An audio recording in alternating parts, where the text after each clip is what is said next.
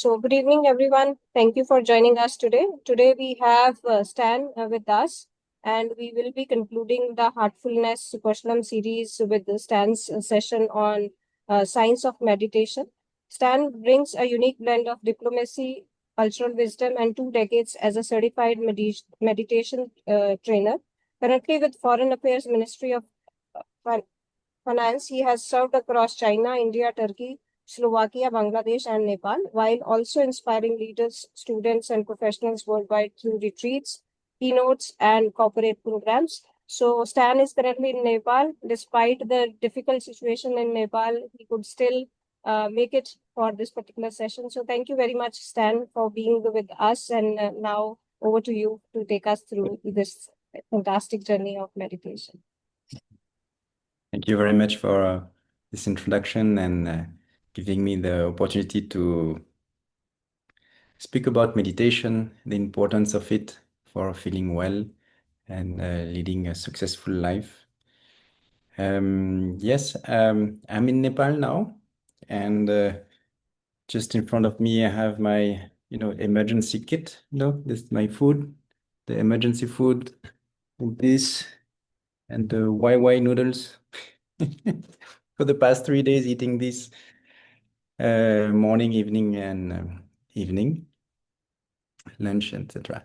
Anyway, it's this episode just showed me how important it is to have a practice which allows us to be centered, be a good human being, performant human being, while in the face of crisis, in the face of when everything is falling off, And of course, I am going to use some maybe some important or extreme examples, but I think we are daily facing many crises at home, right? So whatever I'm going to speak about is applicable for normal, simple life, and you will see that even when we are facing a crisis, just being a simple human being can make a huge difference. What I want to speak about is what I call artificial intelligence. It's the intelligence of the heart. It's not the time of AI, it's a time of high time. Artificial intelligence for a greater humanity. And the crux, my key message is just that simple sentence. And my message is that, and I'm going to detail it through personal examples and by bringing some scientific researches supporting what I'm claiming, is that whenever you connect your mind to your heart, you improve your physical well-being, enhance your performance, and develop a high quality of being. And actually, I would dare to say that a high quality of being, a high quality of consciousness is what is making a difference. It is the key for success. I'm not the only one claiming that. Actually, this is also spoken by a person that I like a lot. His name is Otto Scharmer. He's a senior teacher at MIT. He wrote a really interesting book, which is called Theory U. And after his years of research, he's quoting Bill O'Brien, who was the CEO of Hanover Insurance. He says the success of an intervention depends on the interior condition of the intervener. What counts is not only what leaders do and how they do it, but it is also their inner condition, that is, their inner source. So, what does it mean? Here is when I started my career at the Ministry of Foreign Affairs, and I was posted like in the crisis center. So every day, our daily job was to handle earthquakes, tsunamis, nuclear explosion in Fukushima, airplane crashes, terrorist attack, kidnapping, etc. One day I was there when a family member was calling because their children were kidnapped by a terrorist, by some terrorist group. So at that moment, what I say is very important. This is life, life matter related information, life or death. How I say it is even more important so that they can understand and they can receive it. But what is truly making the difference? It's from which place it was coming from. What is the quality of my being when I was talking to them? Because beyond the words, beyond the form, beyond the faces, etc., how smiling you are or whatever, there is something which you cannot hide. It's your being. And the person in front of you, especially when it's a life or death matter, they will sense, they will try to perceive, can I trust this person? Is this person truly caring? Is he going to do what is needed? Huh? Is he trustworthy? Can I, entrust my life to that person? And that, that quality of being, you cannot lie about it. And you cannot actually learn it or acquire it just by reading books. Unless you have it within you, it cannot grow. Just reading books won't make you wise. It can make you intelligent, it can make you knowledgeable, but it doesn't make you a high quality person, a wise person. These quality of beings, they require a special skill, which is to train the mind and to train the heart so that you can tap into you can grow your consciousness. Growing consciousness cannot be just gained by reading books or by pretending or by just saying something. Being a good manager cannot just be learned by reading books. It requires practice. Being a good mother cannot just be learned by reading books. It requires practice. So in the same thing, if I want to have a high quality of being, I must practice something which grows inside me a high quality of consciousness, love, care, kindness, appreciation, courage, unity, harmony, compromise, empathy, generosity. All of these, they cannot be faked. They can just be cultivated. And this is where meditation, and not any random meditation, heart-based meditation is required. We don't need intelligent people now. We need heartful, intelligent people. We need people who are able to show the best of their humanness. And of course, when you say that in a crisis place or in a professional place, they will say, what is this guy speaking about love, care, compassion? There is no such place in the business world. And that is what I'm going to, contradict. And I'm going to tell you that actually it is the reverse. The more you use your heart in a professional and personal life, the more we can be successful. So now there is a question which comes is that in a time of crisis, in my daily life, I'm so busy, you know, I don't have time to meditate. I don't know why should I think about that. Why doing nothing can make me more productive or more efficient. I don't want to waste my time or I don't have that amount of time. Well, it doesn't require so much of time. One time, once we were working in a crisis, I was the secretary of the crisis room. And we were working for 3 days because there was a humanitarian crisis in Libya, and we have to bring some humanitarian help there. And we were working for 3 days in a row, and then the cabinet of the minister came and say, okay, in 30 minutes, the minister will come, the journalist will be there, it will be live broadcasted on television.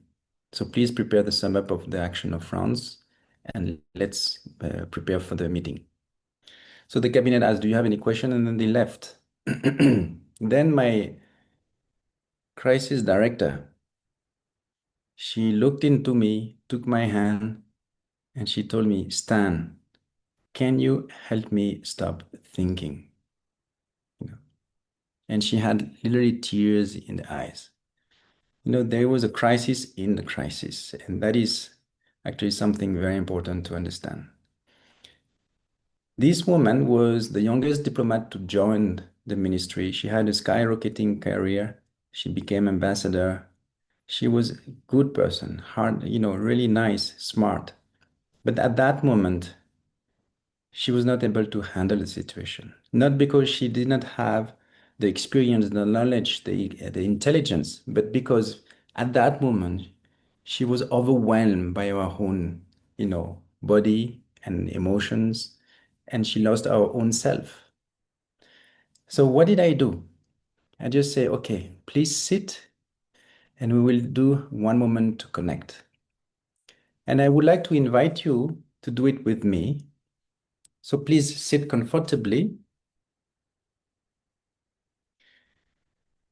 and gently, softly close your eyes. If you want, you can take a deep breath in, expanding your abdomen area, your lungs,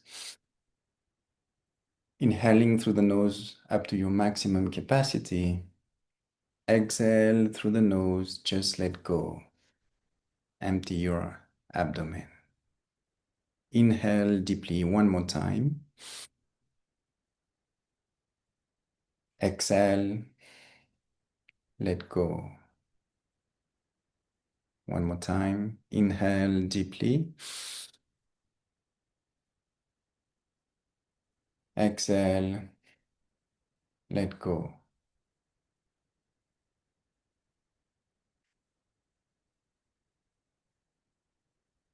Now allow your breathing to be natural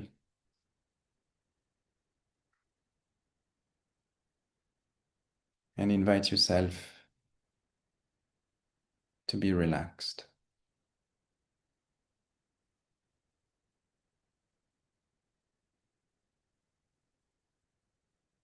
You can gently bring your attention to the heart and connect to your heart.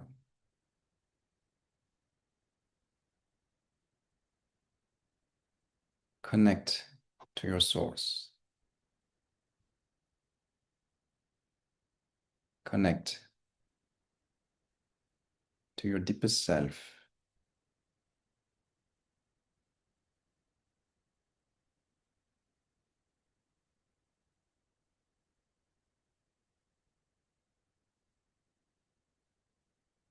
And feel the love and light which is there.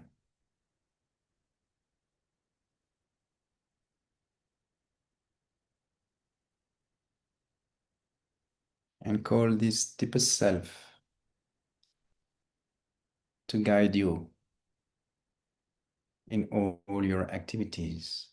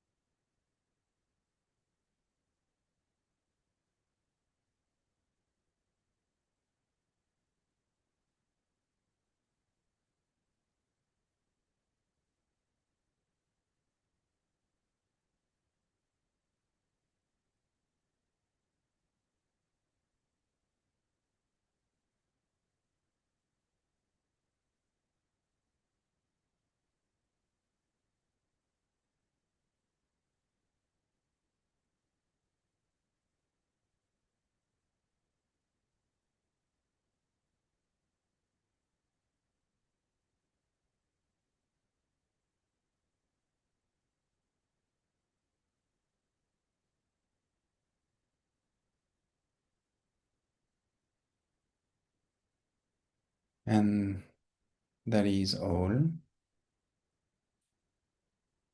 Take your time.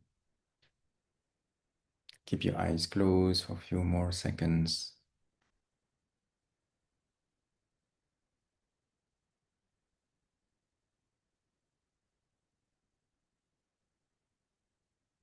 And when you feel ready,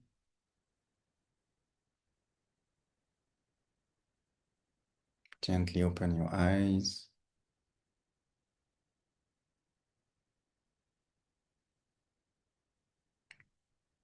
Remain connected with your heart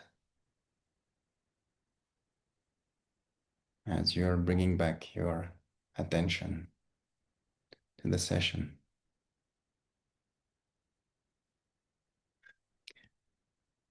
Thank you. Maybe just to have a little bit of interaction. How do you feel? Maybe one word on the chat for the participants.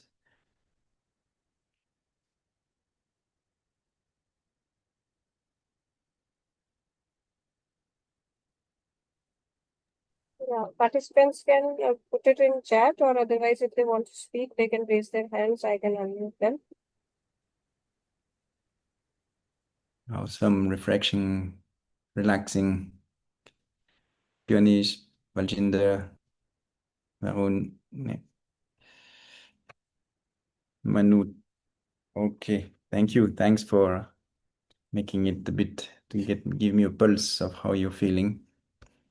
And it just took, a few seconds, right? And we have that much of time every time that we are starting a new activity during the day, when we are going to write an email, make a phone call, start a presentation, we can take a moment to connect.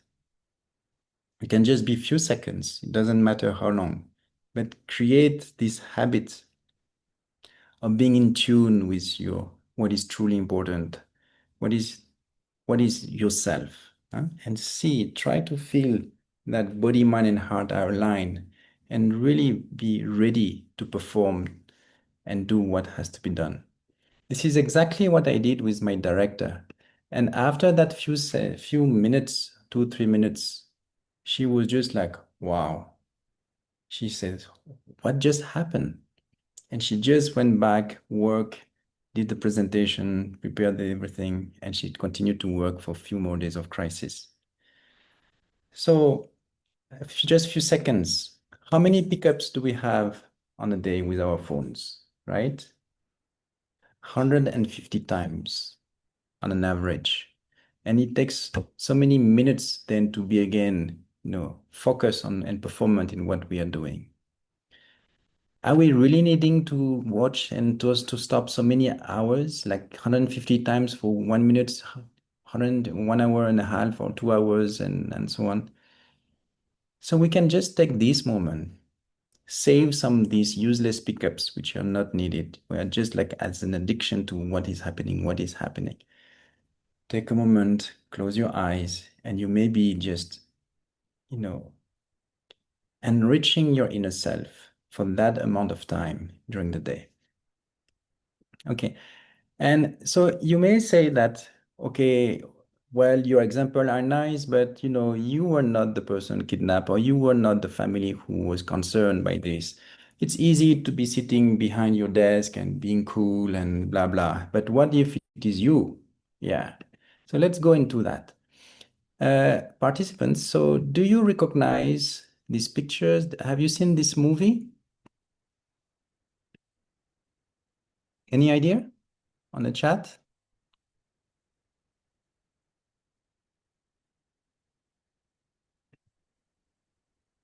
Hmm. It's an old movie. It's the name of it is Argo, and it's based on a true story. And it would allow me to share a personal experience, which I may not disclose fully the details, but the scenario, just to give you a hint, is quite similar to this movie. So it was after the 1979 and 1979 and 81, hostage, problem in Iran, where the U.S. embassy was attacked, and it was just like wiped out by the Iranians, where the local authorities did not do much to prevent it. And at that moment, there were 5 diplomats who managed to escape from the back doors. And they took refuge at the Canadian embassy. residence. The ambassador of Canada hosted them in his own house. And then the CIA or the US government organized exfiltration, like they took out these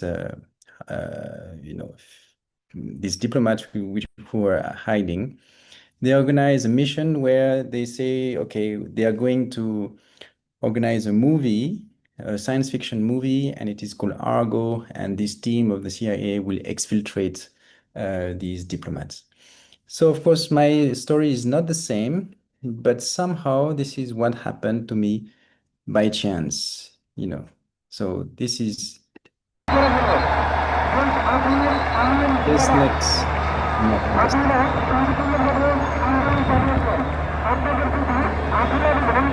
so my scenario is a little different, but somehow I was in a country and there was a upsurge and the government left and then suddenly everybody was on the street.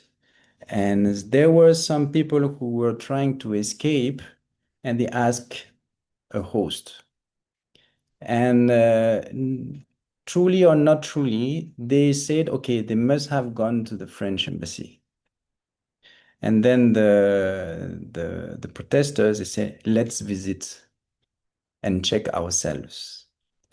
So that it was a moment where the embassy, it was in the summer, there was actually most of the staff which were out. Ambassador was not there. Many people, we were actually only four of us there. And then we were like told, okay, they are coming. So what do you do about that? Uh, if they come in, it is the end, and what will they do about you? So somehow, even though I was not the decision maker in that, and I was actually maybe just on the technical support, everybody was going into you know, a high pressure, a high tension. And despite, because I had this experience in crisis management, I managed to convey some things, yeah, some messages, what to do, suggest, and that. And the decision maker who was actually into analysis paralysis, like what to do, what to do, what to do, and this, that. And then we managed to tell him, okay, listen. But why would he listen to us who were like and there was also some conflict between personalities. But I do believe that when our lives were at stake, whoever had the right tone, the right message, that message could be conveyed. And very surprisingly, he listened to us. And we managed to, overcome the situation. There was not much to do, but the little something was just enough to avoid something which could have been very catastrophic. And now I happen to be in Nepal, and just after a few days, again, some protest is happening. Everything is upside down. There is fires everywhere. And again, I was just new. I just arrived on 10 days back, 11 days back. And so we were in crisis mode. Everybody was going, and then I had a replay, and I was seeing all the steps, and I was telling to the ambassador, "This is the next step. This is like," and then she realized, okay, even she said, I have managed crises like earthquakes and that, but I don't know what is, I've never managed some political crisis. So what would you like to say? And then I just shared whatever the steps and things. And she had, again, when you have the right tone, the right thing, then it just went through, and we were able to go through the crisis quite smoothly and with a very nice atmosphere where there was real trust and respect for each other. everybody playing his role and being ready to do what was supposed to do, even without sleeping, without eating well, etc. Okay, so that was about what I wanted to say for now. That I truly believe that what makes a difference for me to be able to face that amount of pressure, especially in a crisis where whenever you read you see the books, it looks like, oh, it's easy, it's like that. But I can tell you, nothing goes as planned. Everything goes into the wrong direction. It's like it's going wrong, wrong, and wrong and wrong. You want to do this is not working. You have the plan B, this is not working. You have to really be okay. Just open your mind, open your heart. What is the solution? And it comes gradually as you try and do. So this is very, very stressful situation. And I do believe that just taking these few seconds, these few moments of connecting to the heart was truly making a difference and was reassuring the others. Okay, he's what he says is making sense. So now, um, for the interest of time, we will do a bit of meditation. I will guide the meditation and then I will explain to you what are all the benefits that we can derive from regular practice of meditation. I will just give you an overview. The first qualities that will develop through regular practice of meditation is that it will allow us to be stronger than our environment. You know, instead, because what is our environment? It's all about stress, pressure, demands, etc. So it's always being constantly exposed to stress. So am I victim of my environment or am I stronger than my own environment?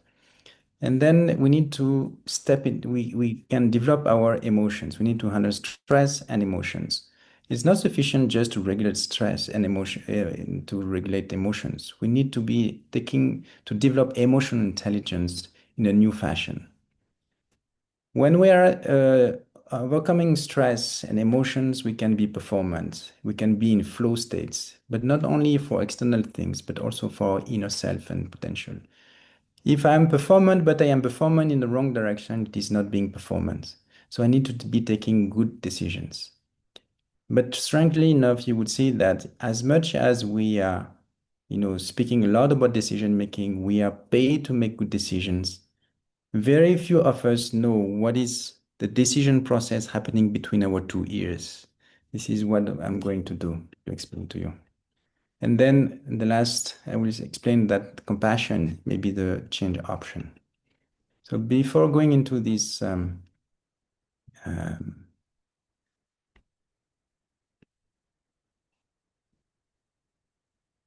the details of these messages, I will guide you through relaxation and meditation. Then it will be totally silent. And after some times, I will guide you back and we will continue the session. So I'm sure you're familiar with what is meditation because it's the seventh session. So we'll do relaxation, which will relax the body. When the body is relaxed, the mind can relax. When the mind is relaxed, it can meditate. Because meditation is not about stopping thinking or it's not about thinking about something.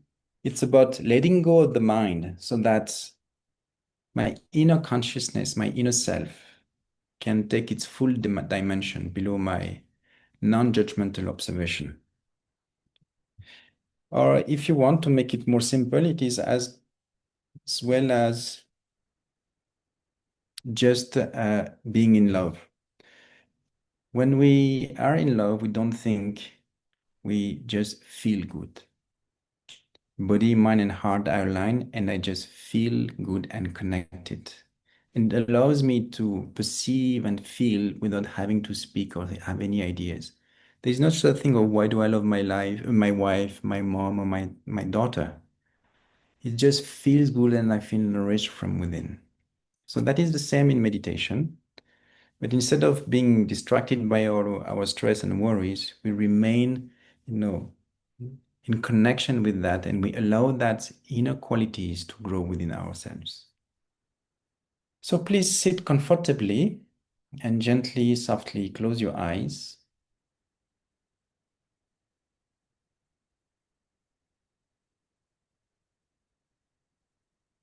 Invite yourself to be relaxed.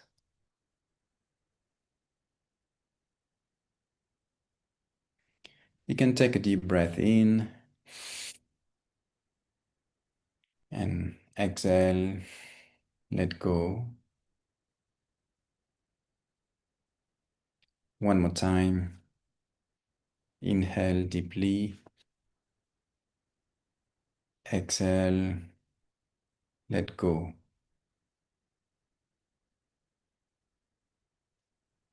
Inhale deeply. Exhale, let go.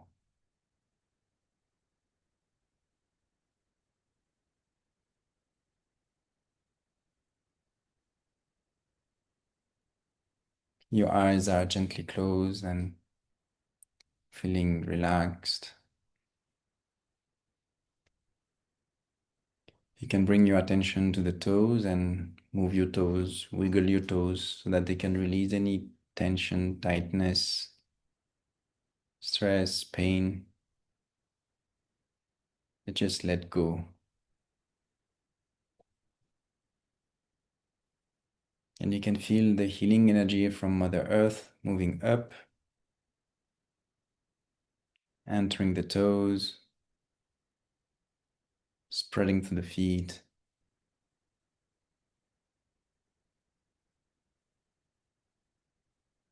helping you relaxing your ankles, your heels,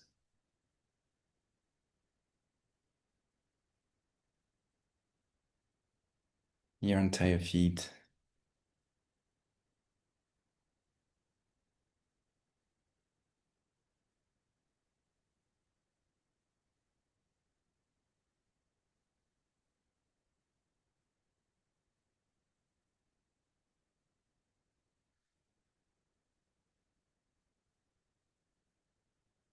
Feel the energy slowly moving up and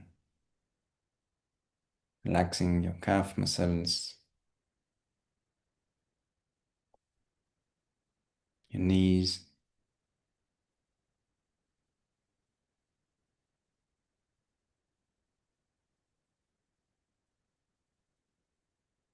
and now your thighs,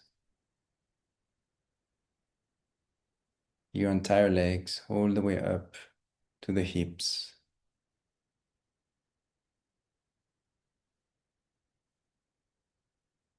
Feel that your entire legs are now completely relaxed.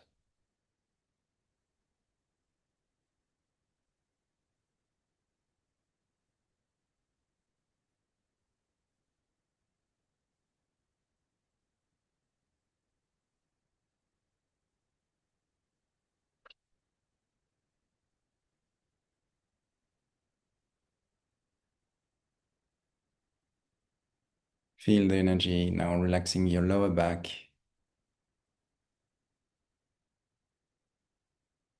your middle back,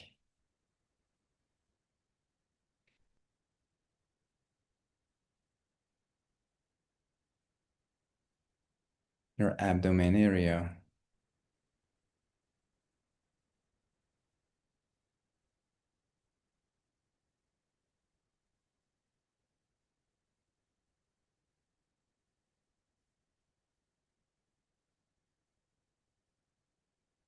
let them completely relax.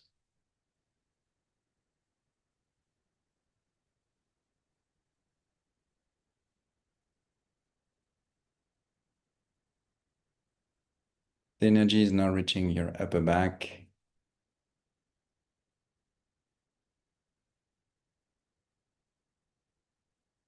your chest area,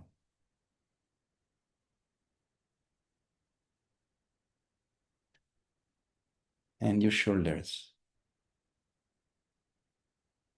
Feel that any weight, pain in the shoulders, stress, pressure are just melting away.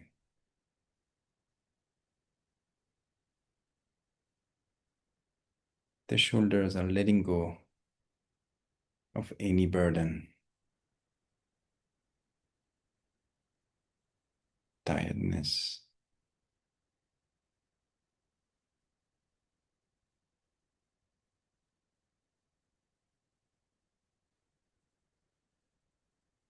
Feel the energy moving down the arms,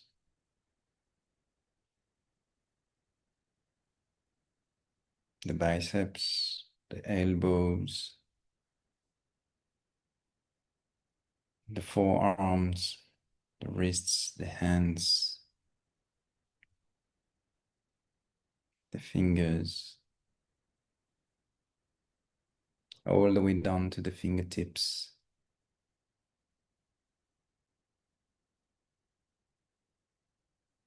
Feel your hands fully charged with this healing energy.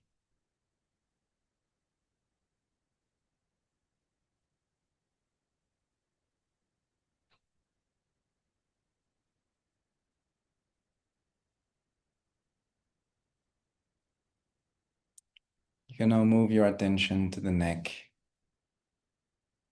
Let it be flexible. Let it be relaxed. And allow the energy to move up towards your head,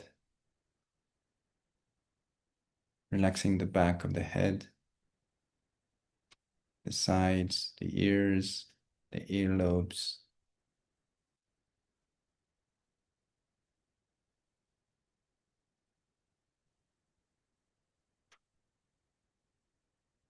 the temples, the cheeks, the jaws. All the tensions in the jaws are dropping off.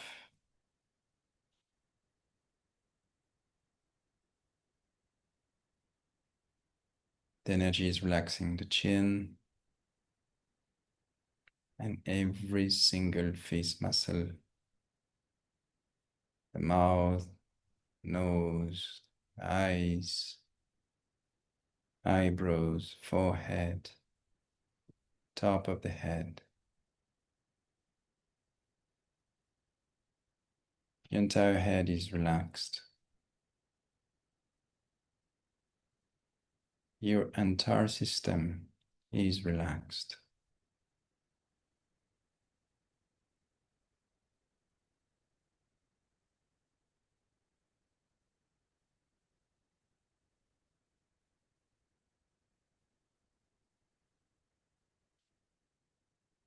And now your mind is relaxed.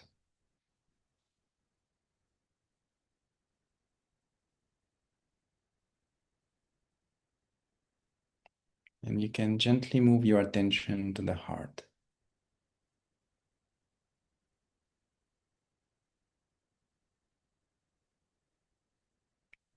Connect to your heart.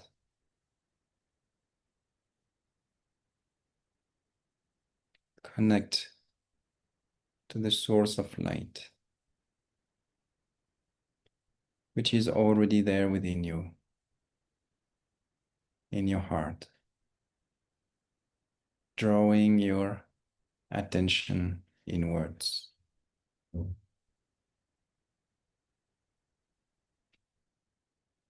Pulling your attention within.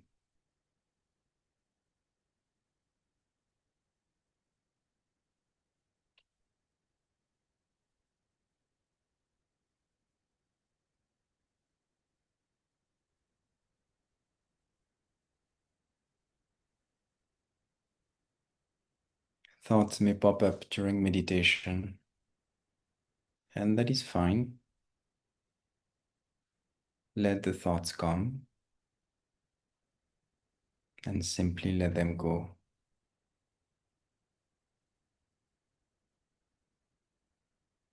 Do not let them hijack your attention. Simply bring back your awareness to the heart, to the feeling of the source of light, the divine light, already present within you.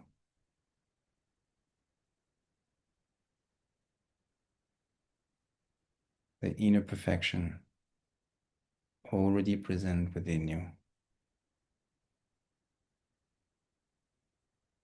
And drawing your attention inwards,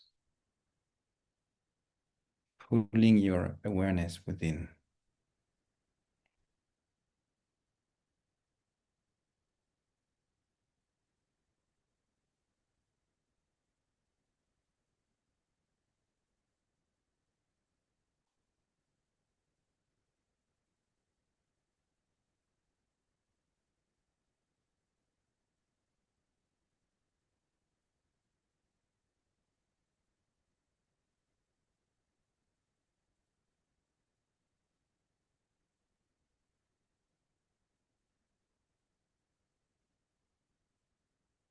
Allow that process to be gentle and natural.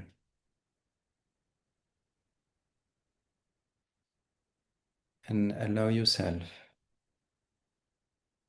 invite yourself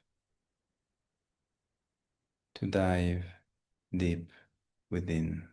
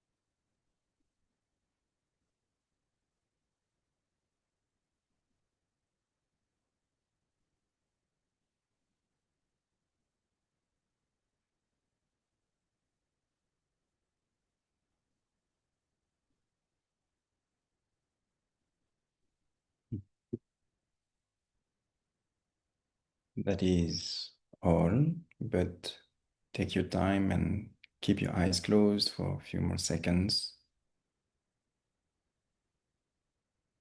and just observe yourself.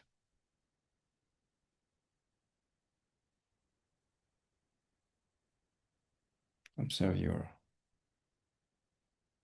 inner space,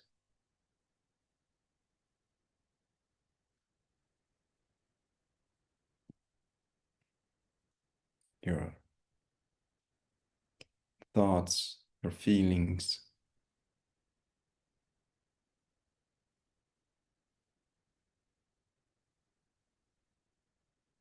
and try to absorb, get familiar with this new quality of being.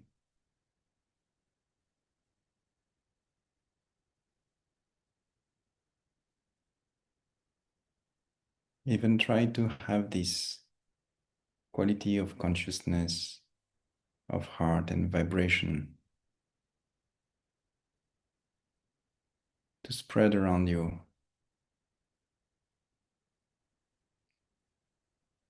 even guide you in your activities.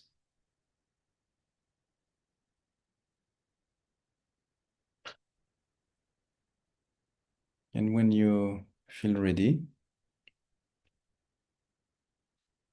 you can slowly, gently open your eyes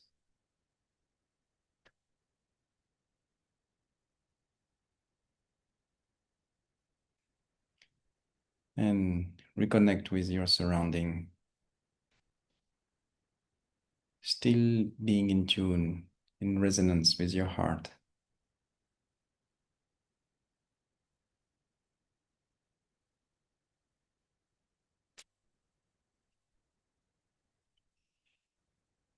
Thank you.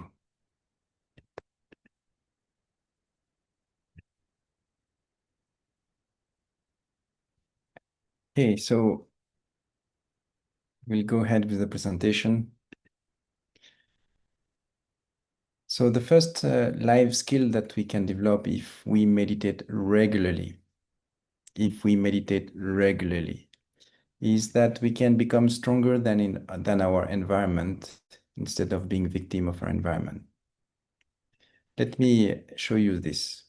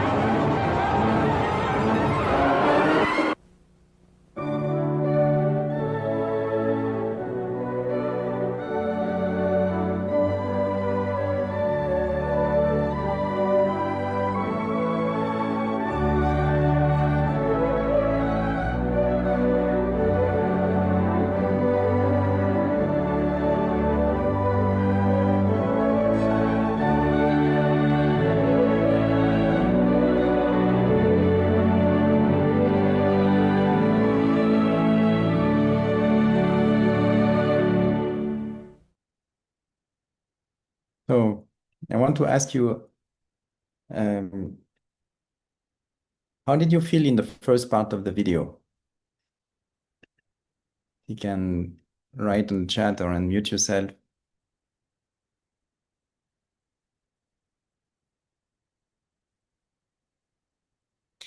Anxious, out of control, first part, yes. And what kind of thoughts did you have then? Stressful.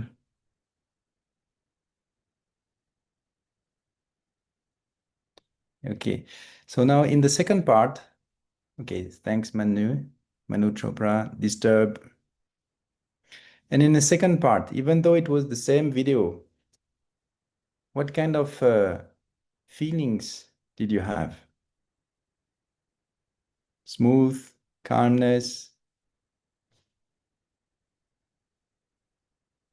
pleasant. And what kind of thoughts did you have?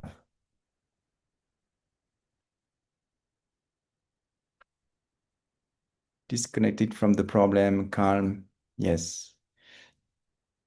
Yeah, in the first part, me, I was like a little stressed and like, what's going on? And I was looking for when is the accident gonna happen?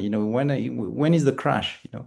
And then the second thing is like, wow, what's beautiful and how what life has to offer to me. Okay, so now here's the key question. Did you decide to feel the way you felt? And did you decide to have the thoughts that you had?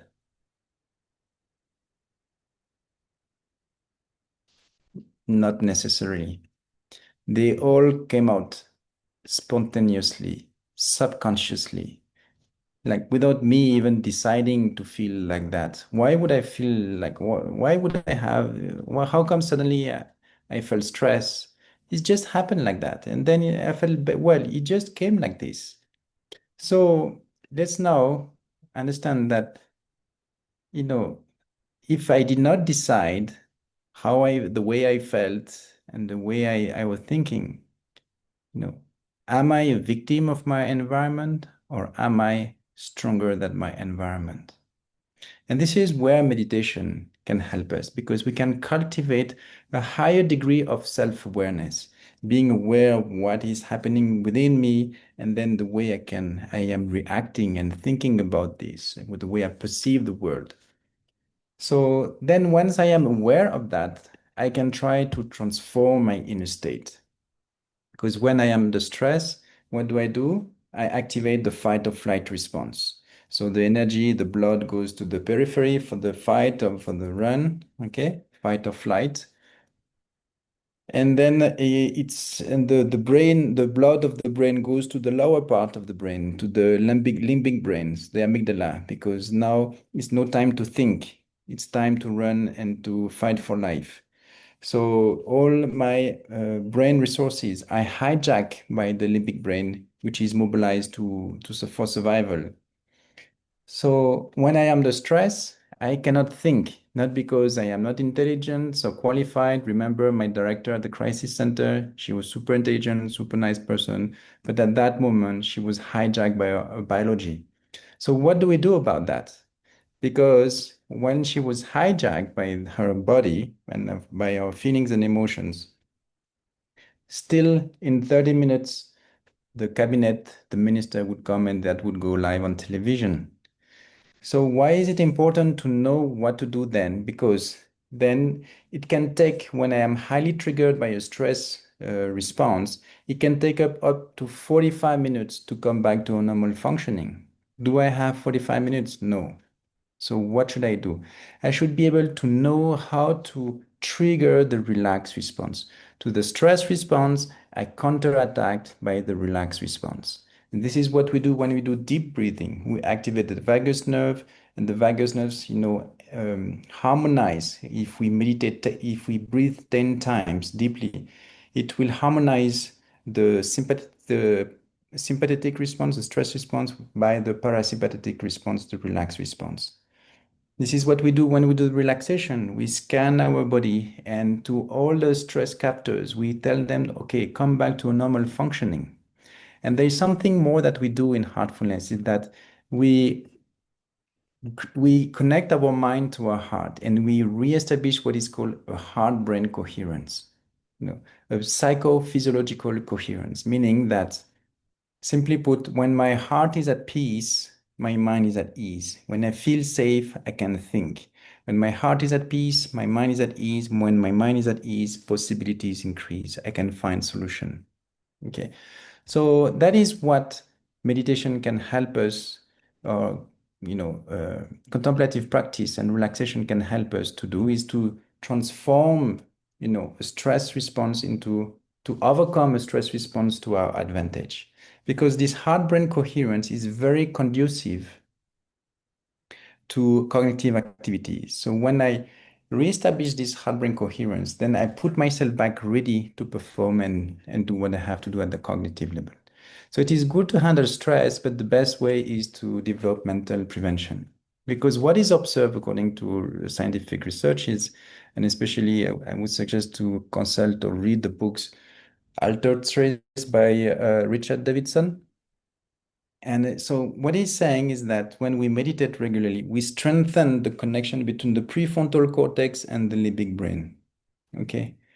So in that sense, we are better equipped to down-regulate these connections, allow us to absorb the emotional or the stress trigger. We can better, instead of being reactive to and respond quickly, instinctively without, temperance, we can just absorb it and be more relaxed and be able to withdraw within our brain resources, our cognitive resources to better take a decision or react to a situation. What he has observed also is that people who are stressed develop the same brain circuitries as people who are anxious and depressed. Okay, and this is related to the right prefrontal cortex. And what is observed when people have these brain circuitry overreactive with the right prefrontal cortex is that anytime there is a threatful information, all their attention is hijacked toward this negative information. Therefore, they keep thinking, therefore, they keep they look for negativity and they keep thinking of the same kind of thoughts, same kind of information. Therefore, stress, anxiety, depression. On the contrary, people who are happy or who are meditating, they develop brain circuitries related to the left prefrontal cortex. And what is observed that such person can detach themselves from the external environment, external circumstances, and they can keep their focus on the activity that they are doing or the feeling that they want to have. Why not wellness and happiness? Okay. So now there is another benefit that we can develop when we meditate regularly until meditation is that we can develop a positive attitude to stress or to life. This claim is derived from the book from Kelly McGonigal, who wrote a very interesting book, The Upsides of Stress. She's a psychologist, and for years she was teaching in school that stress is bad, stress is bad, stress is bad. And then she came across some Harvard University studies, and well, she saw this in a totally different way. True, it is true that people who are highly stressed can have their life expectancy shrinking, but on two conditions. First is to be exposed to a high level of stress, and two, to believe that stress is negative. Okay, these two conditions, and then people can have their life expectancy shortened by 7 years. But people who are by several years, like 4 to 7 years of life, but people who are believing that stress is positive, they actually, even though they were exposed to a high level of stress, their life expectancy was increasing even more than people who were practicing sport or quitting smoking. Okay, so that is the impact of the attitude. Like our inner attitude will change the way our inner environment will respond to stress and impact our physical health and mental health. And what is observed that people who are meditating regularly, they develop a positive attitude to life. They remember what is truly important for themselves, for their happiness, their goals of life, despite the struggles that they have to go through. There is another way to put it, and that was expressed by Idris Aberkan, is that, or it was Simon Sinek who said that working hard for something that I don't like, it's called stress. But working hard for something that I love is called passion. And with passion, we can overcome so many difficulties.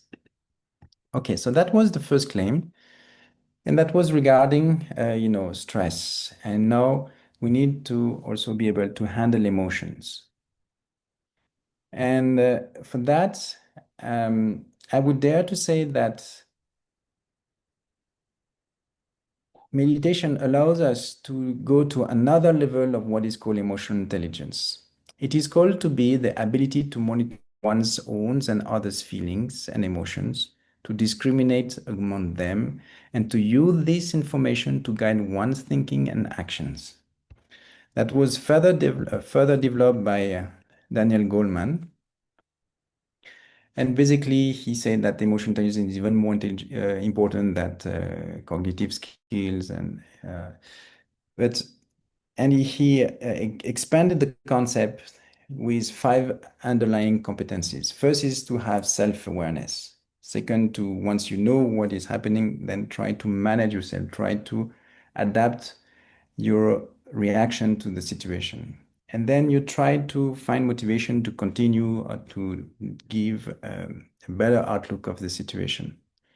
And then you can try to develop empathy so that you can connect and to the other's feelings and emotion and social skills so that you can navigate through them and make them work together to achieve your goal.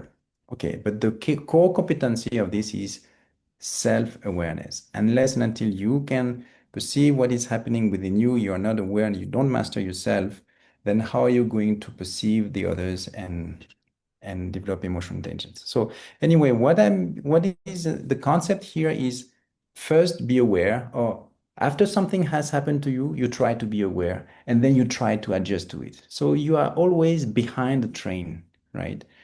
So what is meditation allowing us to do is to go to the next level, emotional intelligence 2.0, which allow us to go, what I call to step into the future of emotions. Okay, so what do I mean by that? Let me give a test for you. So what do you see in this picture? Okay, let me share something else with you so that it is easier. Okay, okay. So what do you see in this picture? This is black and white patch. Any any idea? And as you're trying to see what makes sense of what is this, see how your brain is firing like a Christmas tree, right? Any idea? Anything? Is dog, chickens, okay, a cow, or the moon, the stars, etc. Okay.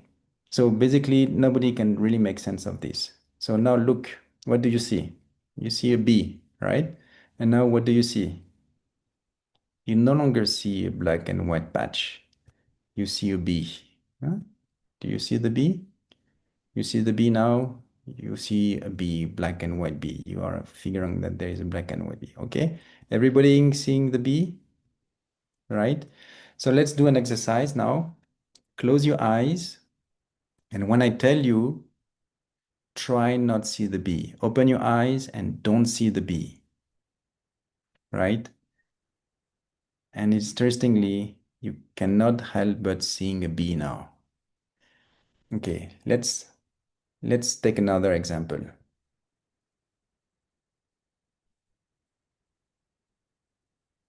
Okay, so let me unpack this a little bit more, and because that allows me to explain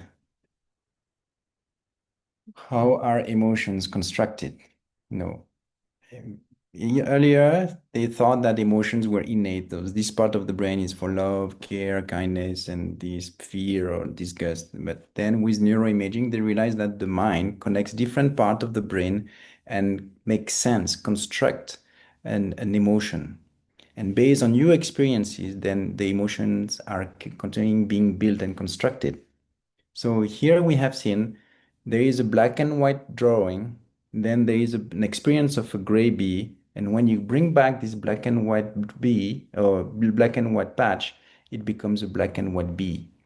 Okay, so you had a sound, it doesn't make sense, then you have another experience which makes sense, you develop on that, and when you hear again the same sound, now it has been developed as a new, you make sense of this sound. Or let's do like that. I'm driving my car. I have an accident. Next day, I'm scared. I have to go to office. I still have to drive, so I drive slowly and I reach safely. Next day, I still have to go again to office. I drive slowly. I manage to go to office. After a week, after a month, I have no longer fear when I'm driving. So based on new experiences, my concept, my experience of fear has evolved.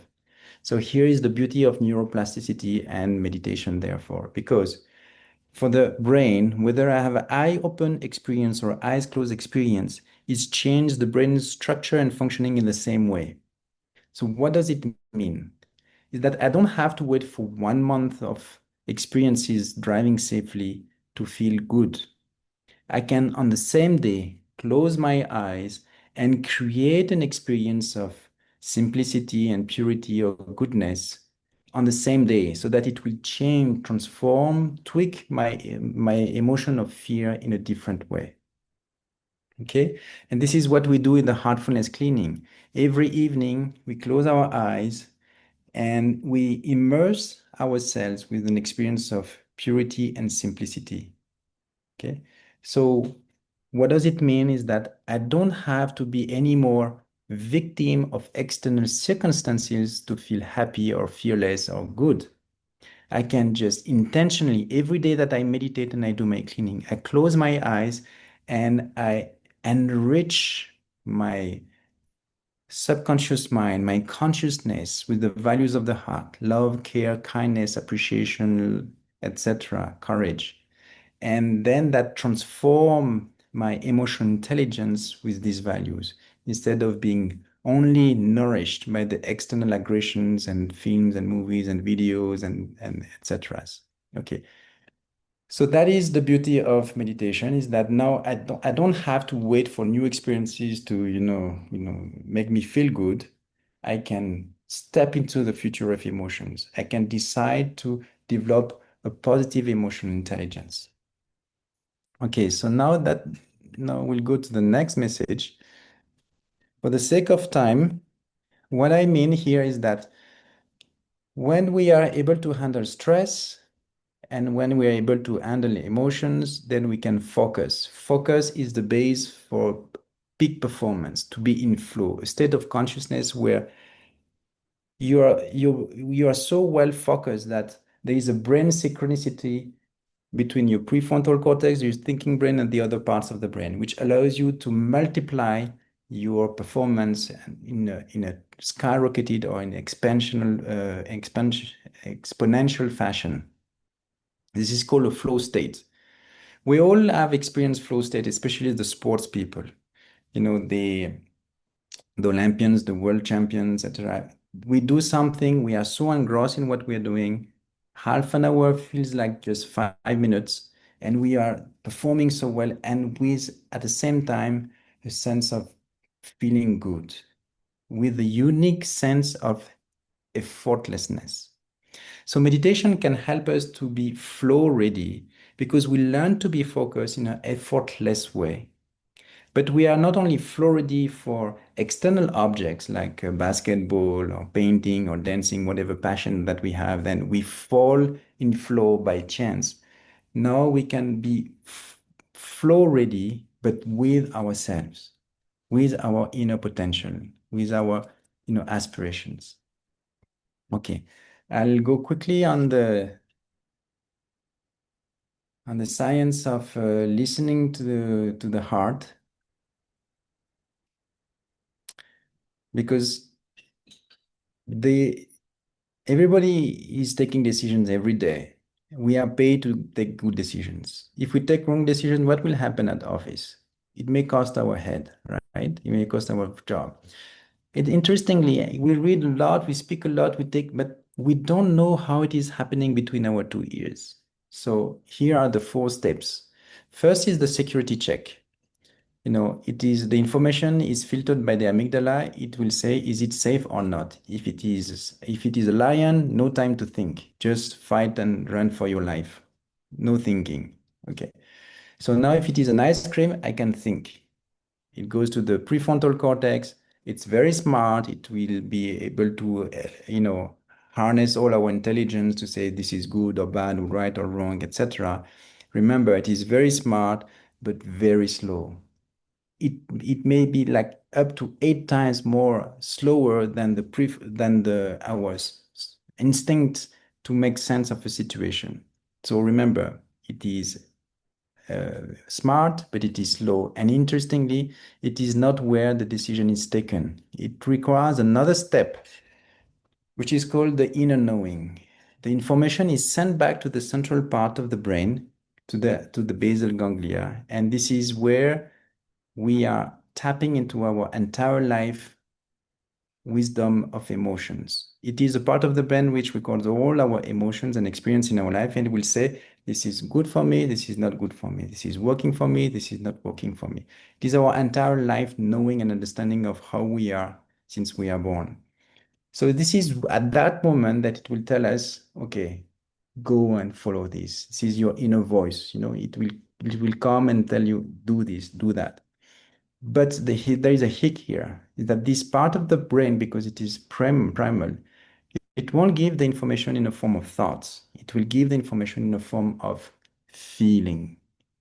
So if I have too many thoughts and distractions, and if I am not trained to pay attention to my feeling, how I am going to take good decisions, right? And this is where meditation, and especially heart-based meditation, can help us to allow us to cool down the mind and be able to perceive, decode the inner feeling, perceive the inner wisdom that is coming here. Okay, now there is one last thing that I want to say is that compassion may be the change options. And here is the thing. We all are empathetic by nature, and we have the empathetic response because we have mirror neurons. So whatever I see, I will reproduce it. If I smile, you will have a microrectus and it will trigger the same smile neurocircuits. It will trigger spontaneously. You will just reproduce what you're seeing. If you see someone eating an ice cream, you will repeat the same brain circuitry on eating an ice cream. This is very valid and very important at the early age for social learning. The baby just look at his parents and his environment and he's just repeating it. That allows him to manage, to learn so much around him, to develop social intelligence, and and that is very essential for our growth. But it has a downside, which is called empathetic distress. If I see something positive, I will feel positively. I will create the same feeling and emotion within me.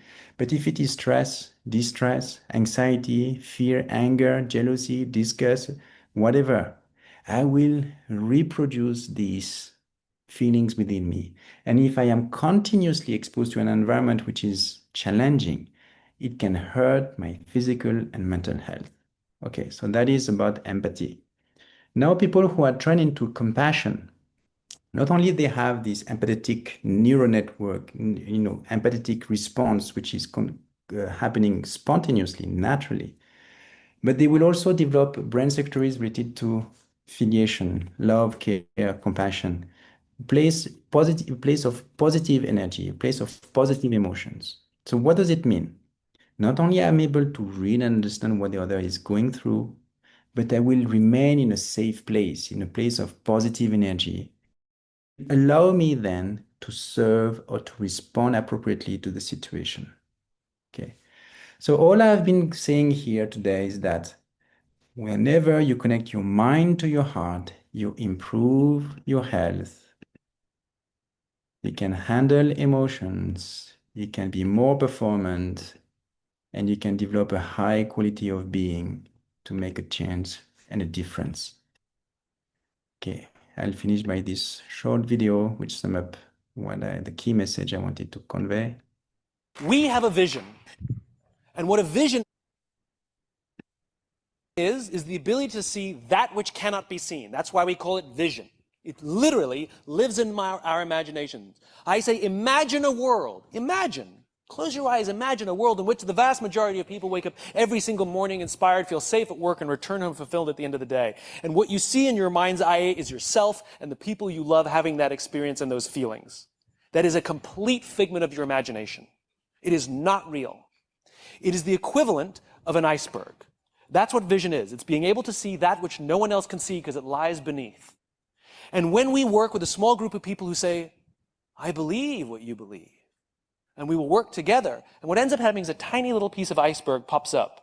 And a couple people go, oh, that's what you mean. Yeah, I'm in. And they join in, and a little more iceberg shows up, and a little more iceberg shows up. And before you know it, everybody goes, it's amazing what you're doing. And you'll say, tip of the iceberg. And the iceberg is huge, and people say, look at all the success you've had. And you'll say, tip of the iceberg. because that's what it means to wake up every single day to advance a cause. It means that we devote our lives to building that which has not been built, to advancing what has not been advanced, to showing that which is not seen, and not obsessing with the successes we've had and how much iceberg is above the ocean, but how much more work we have to do. And it all started with a tiny little bit of ice sticking above the ocean. Okay, thank you. So we can have some moment now for a bit of interactions. Do you have some questions? I will be happy to answer.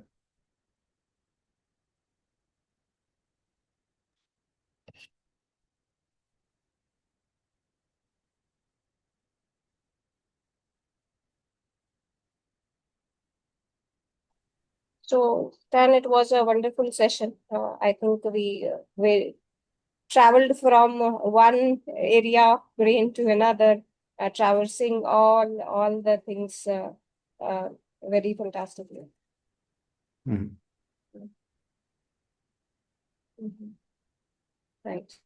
No, And I you think know, every day we hear, you know, there is no place for heart in office. If you're not, if you're doing good, some sharks will come and they will do it instead of you. My experience, I mean, science says actually it may not be true. Like Right. you are going to be more performant and you can make a difference. Right. And my life experience after going through so many crises, I've kept on saying this, and now I don't even say. People just feel, just do right, do Yeah. something good for the others, and it truly makes a difference. Right. Yeah. So I think the comments and feedback says that the session has been fantastic. Everybody enjoyed. So thank you very much, Stan, for your Thank you. time. Right. We look Welcome. forward It to was a host you pleasure. sometime in near future. Sure, I will be Right, happy. right, right. Thank you so much. Thank you.